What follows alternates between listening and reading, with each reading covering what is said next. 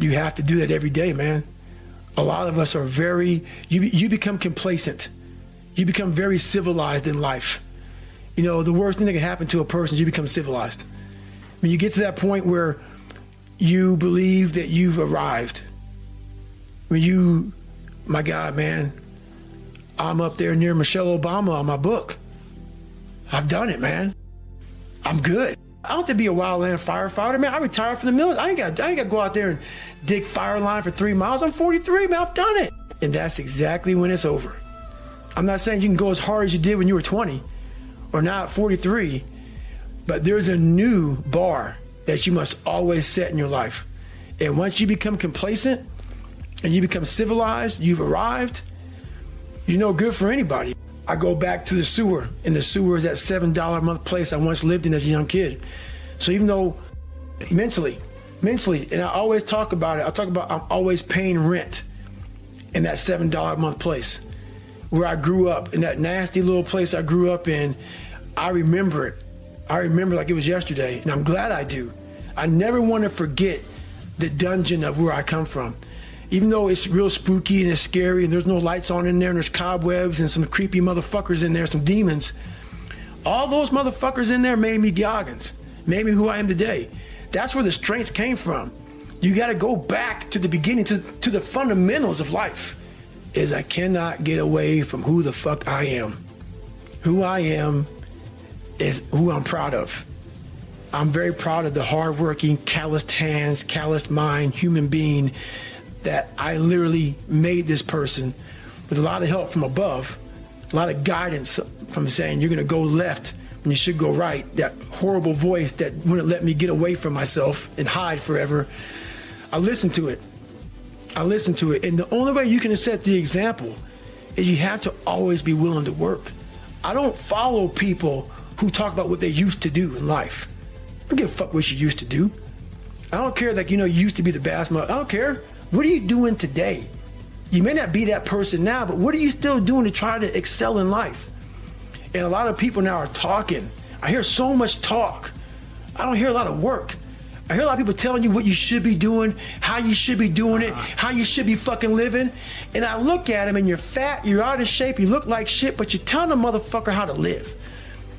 No, man, I want to listen to you. There's so many people speaking this shit. And that's what bothered me a lot in the military. There's a lot of people talking shit. I don't see the real suffering behind it, behind what you're saying. That's why everybody said, man, you talk with so much passion because it's a real fucking place. It sucks to get up in the morning time. It was raining like cats and dogs. I want to get my shoes on and go run. But guess what? I got my shit on and ran. What you don't have is you haven't prioritized your life correctly. We all have time. We all have time. What you've done wrong is that you didn't prioritize yourself. You didn't prioritize that, look, motherfucker, I got to get up and win this war today against myself. I need to look better. I need to feel better. I need to eat better. I need to prioritize time. It's unreal how much time you waste during the day. And most of it is on these fucking computers, phones, Instagramming back and forth, whatever the fuck you call this shit nowadays, tweeting and texting and shit. We waste so much time on our little gadgets. It's unreal. And we talk about we have no time. If you really you have to take your day and write down this one day. Everything you do, write that down, and you're like, my God, I am wasting so much time on frivolous bullshit. It's not even funny. I mean, it will, if it doesn't infuriate you, it should. Because there's so much time. I can't get it in. Look at your schedule. You just wasted 7 hours today on bullshit. I mean, and you don't have an hour a day to try to get something in for yourself. I guarantee everybody can find an hour. It's fucking miserable. It is miserable. I mean, to get up every day or 5 days a week, whatever, when it's snowing, shiny, not shiny, not comfortable, and to go in the gym and work out when you don't want to go to the gym, it is not fun. If you don't see results in the first 2 days or the first week, I'm done. That's the mentality of most people. The struggle is too real. We're not patient. We like in a world where you can Google the best restaurants around me right now, no one is patient. And for you to lose weight, for you to stop drinking, whatever the hell you're going through, it takes a lot of patience, a lot of time, and a lot of pitfalls, a lot of plateaus.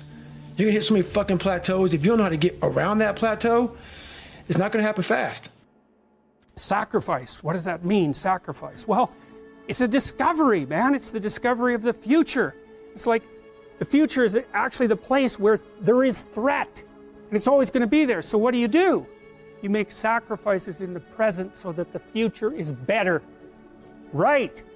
Everyone does that. That's what you're doing right now. That's what you're doing here. That's what your parents are doing when they pay money to send you to university. They think, you can bargain with reality.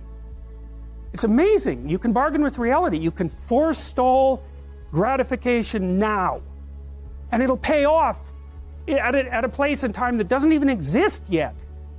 It's like, who would have believed that? It's like, that's a miracle that that occurs. And it's not like people just figured that out overnight. You know, we were chimps, for Christ's sake. Like, how are we going to come up with an idea like that?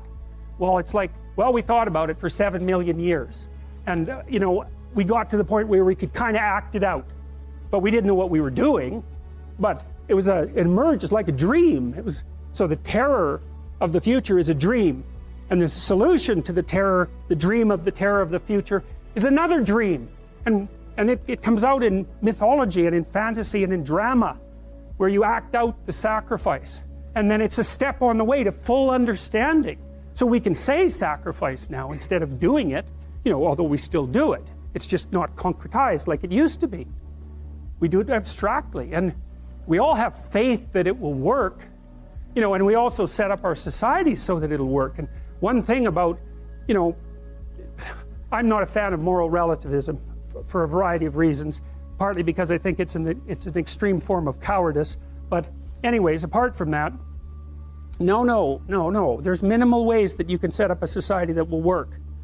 And so one of them is that the society has to be set up so that your sacrifices will pay off, or you won't work, and then the society will die.